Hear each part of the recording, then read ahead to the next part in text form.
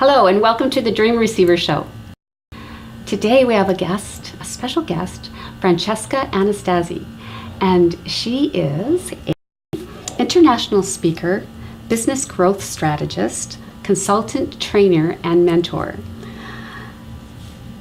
Welcome. Thank you. Welcome, Francesca. So happy all the way from Mission to yes. Rock, across the city. Thank you so much for coming out. My pleasure. Now you're a business strategist and you help a lot of people build their businesses. I understand you had a pretty rough start to all of that coming up. Can you explain to our viewers and our listeners exactly how this all came about, becoming this entrepreneur and helping so many others? It's a great question. I started out thinking I would never be an entrepreneur. I never thought there was a pore in my body that was entrepreneurial. What happened was life kind of threw a curveball at me, and I found myself in a position where I could not find work. Do you want the whole story? I can give you the whole story. I don't know how much time we have here. But basically, life came to a point where I lost my job. I was in the middle of a divorce, and someone set fire to the place where I was living. I lost everything I had, everything within 10 days. I was homeless and jobless, to make a long story short. And the job that I had barely paid the bills. I had no insurance, so I couldn't even rebuild from there. So being a single mom was I had to make a very big effort in looking for work. And I had 2 agencies that took me on, helping me find interviews, places where I could land a job. And every interview I went to, I was not getting the job. I was looking really, really hard, very, very hard. I had 33 interviews in 1 month. It was the month of, I had all of that happen in January 2001. And I was going to job interview after job interview. Just to give you an idea how hard I was looking for work, in the month of March, I had 33 job interviews. And there were 31 days in the month of March. So that's how hard I was looking for work. And for some reason, I wasn't landing the jobs. And this went on all the way through the summer of that year until September 11th happened. So, we all know what happened, 2001. And all of a sudden, the interview stopped because everyone was in a completely different mood.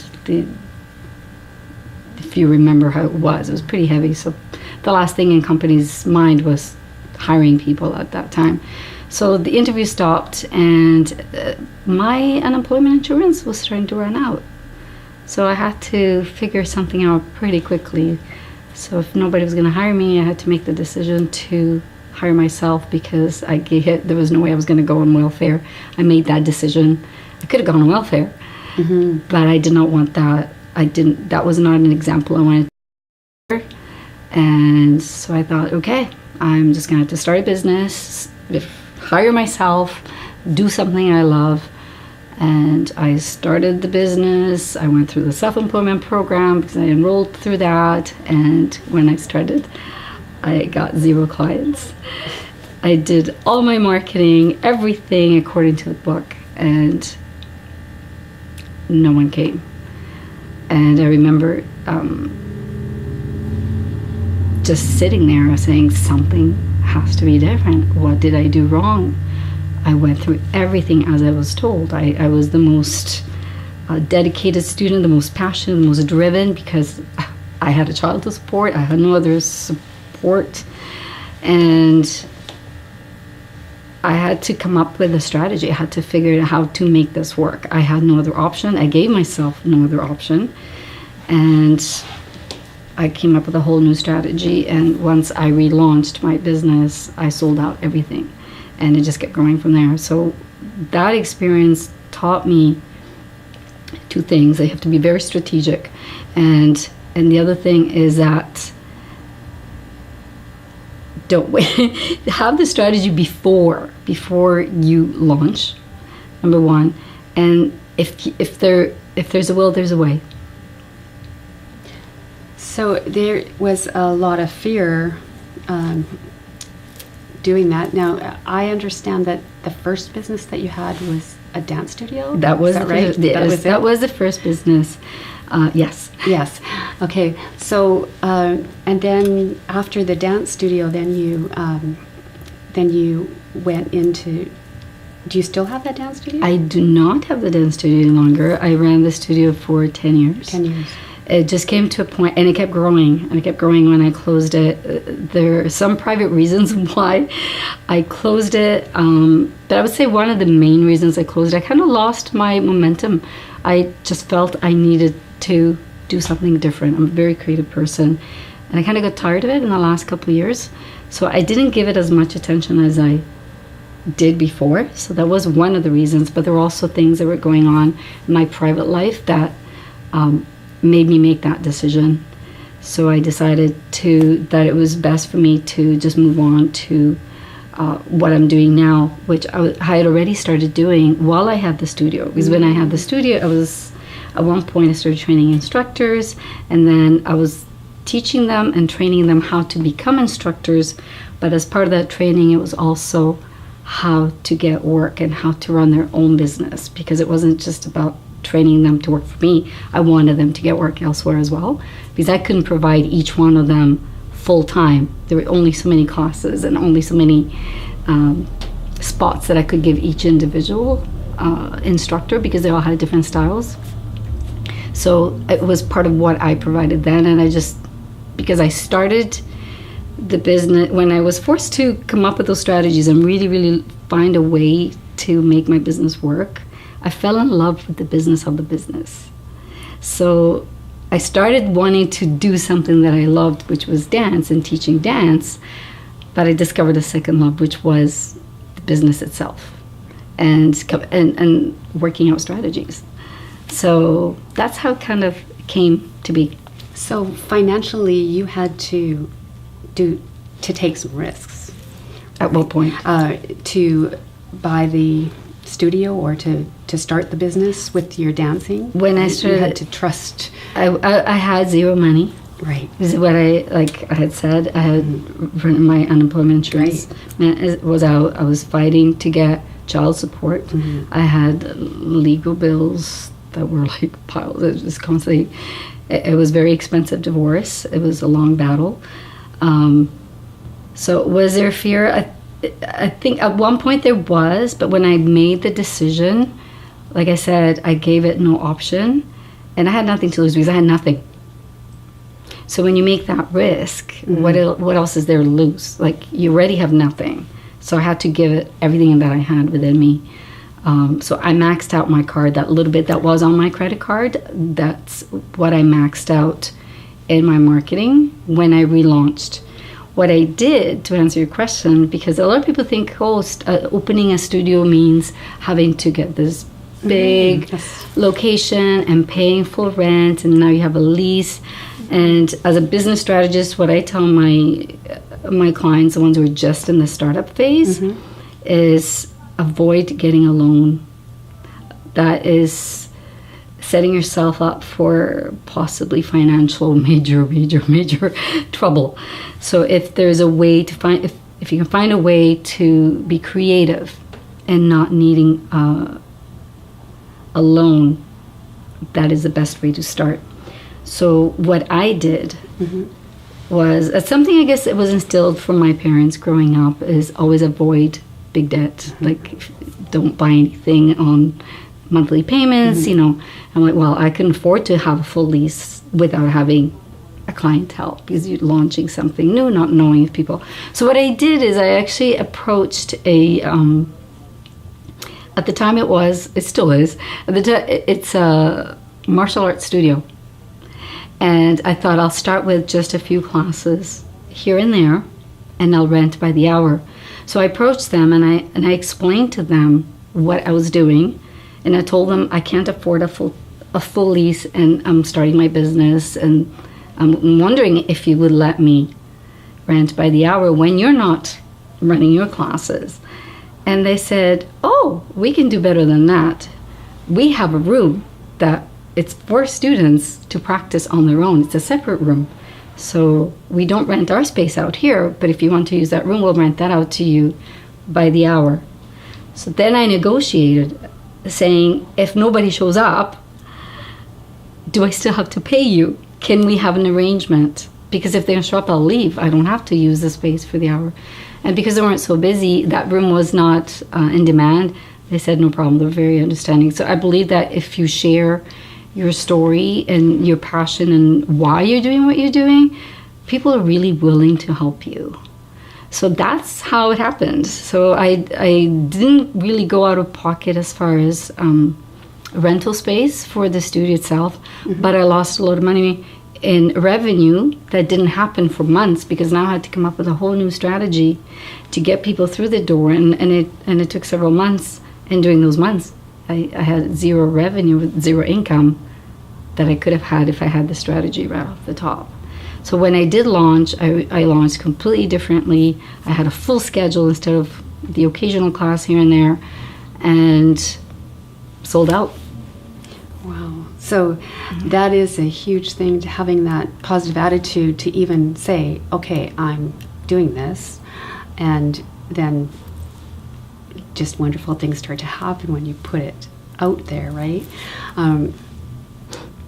I find so many times with professionals like yourself that I keep finding this over and over again. It's the same thing where I just said yes to it. It has to happen, and I'm going to do it, and I'm going to be in this attitude. All of a sudden, the right places, the right people all come into alignment. So, what do you say to people then that you're mentoring, and they say, I can't afford it, I can't do this, it won't happen for me? What kind of strategies at that point do you tell them? Well, it's very individual. I'm not a kind of cookie cutter type mentor. So each situation is different. So I understand when somebody says I can't afford it, in the sense they don't have money from themselves. But there are always creative ways.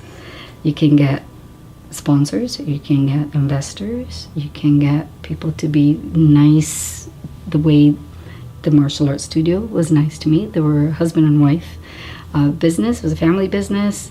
They understood where I was coming from. They were willing to help.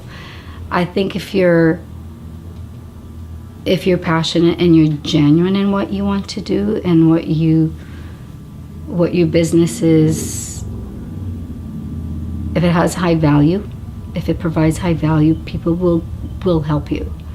And I can't afford it. Well, we know it is a mindset, but also the wallet, if it is empty, is not a mindset. So that is an actual reality. So one would have to, like, I usually, when I tell my clients, I was like, is it really you can't afford it? Like, if, different people have different situations. So some people truly can't afford it because they don't have the money. And then there are people who say, I can't afford it. And tomorrow they have the latest iPhone and the biggest TV that they just bought. So sometimes it's a matter of priorities. And sometimes it's just a matter of really being creative on finding other ways to get the finances to support. And as I said, I prefer to stay away from loans, but sometimes it is necessary. I think it's important to be very, very wise and really calculate all the risks before taking any money on. Like, what's the worst possible scenario, and look at what that looks like, and can you live with that afterwards? So. And what about you? Have you had mentors and guidance from many coaches? Yeah. Yes. As well. Yes. And that's helped you a lot as well to go along? Yes. I've had good mentors. I've had bad mentors. I've had good coaches, and I've had bad coaches. And I have consultants. So I believe we need both when we are in business, that we need both a coach as well as we need a consultant, because there are two different roles that seem to be confused by a lot of people. So yes, I've had a lot of mentors, and I have a lot of people that I look up to, that I that I admire and respect, and I learn from just observing them too. So Observing, yes. yeah. And what is the difference between a mentor and a consultant? I bet you thought I was going to ask you. Between coaching and mentoring, and consulting. Consulting, yeah. Well, the coaching and mentoring works more. Let's just say coaching. The coaching is more focused on the individual, the performance of the individual, how the person thinks, how the person behaves, needing accountability, changing, reframing, helping with the reframing, and how one personal performance around life and around business. So when people say they're business coaches, it's more about the performance of the person around their business and how they approach their business. A consultant looks at the business, so it's the tangible part of the business. So you can have great mindset and not necessarily know how to run the business and what needs to happen in your business. So a consultant is one that will tell you what your business needs, and it can train you in some of the aspects of what your business needs, or it can do it for you and offer the services for you. So it has three aspects, and sometimes with the consulting, the coaching comes with it. Not every consultant knows how to coach. Mm-hmm. And there are some coaches that are able to do some consulting. So, and I think that's why a lot of times there's that confusion and they overlap, and some people are mislabeled. There's confusion in understanding the difference. Yeah, but that... It's almost good to have a dream team in a way. Have the coaching, have the consulting, and if they can't do all of that. Yeah, right? I mean, a coach is great because you feel like, I don't think I can do this. Like sometimes you get depressed, and you get discouraged more than depressed, and you just go, this is too big. I don't think I can do it. I don't know what's going on, the issues with family or the finances, whatever, right? So it can get to you, or you're not staying on track because of the distractions. So you need that support from a coach that helps you stay focused. With a consultant, that is not so much the goal. The goal is to look at the business. How can we make this business work? Like, what's missing in the business? So it's the structure of business. Yeah. Have you ever noticed or seen people who are not really doing what you see maybe that they could be doing? All the time. Yeah.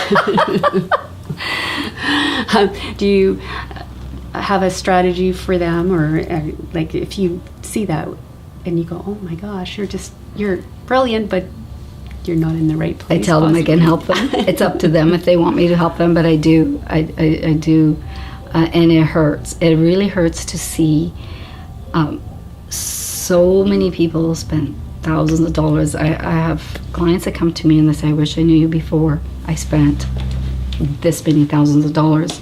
It's a story that I hear day after day.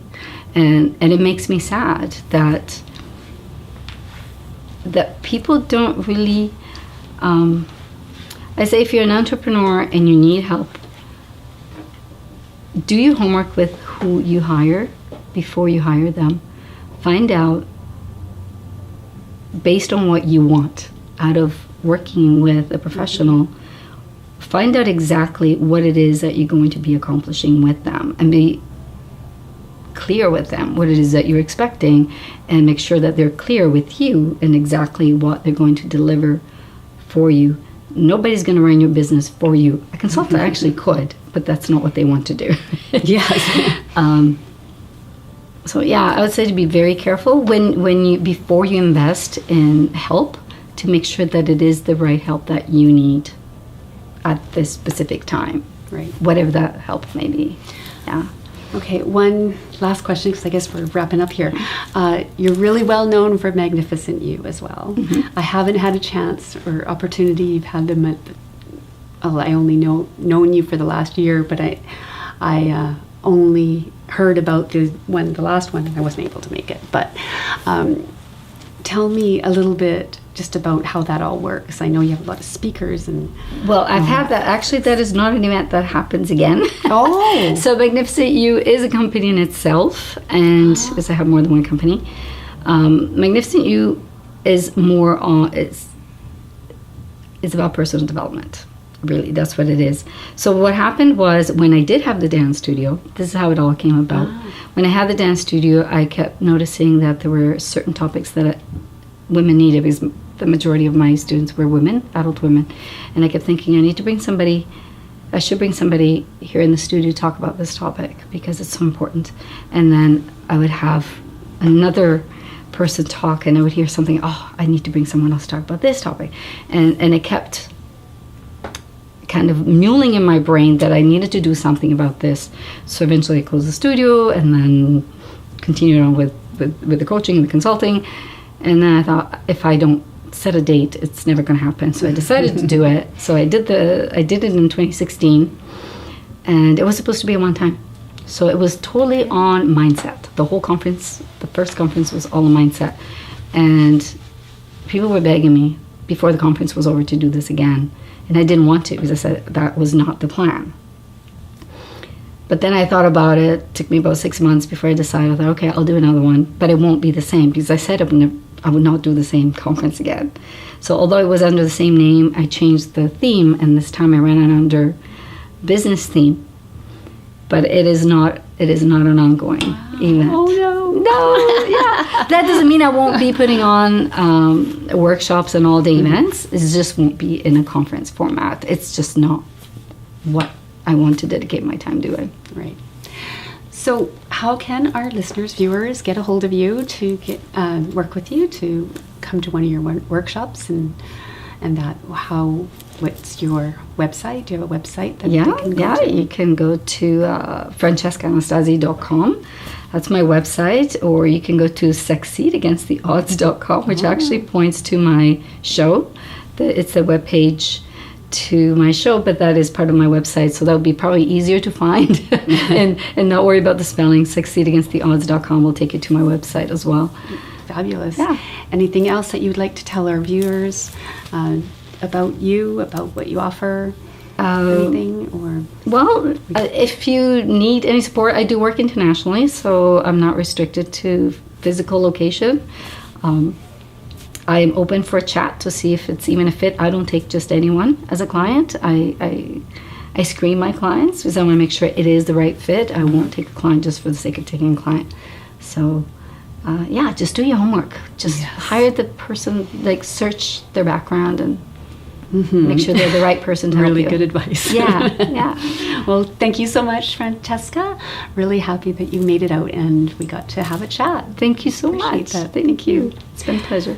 And thank you, viewers, for tuning in. And if this interested you and you want to know more, please just subscribe to the YouTube channel, and also Diane Hume Dream Receiver Coaching website, and also Facebook page.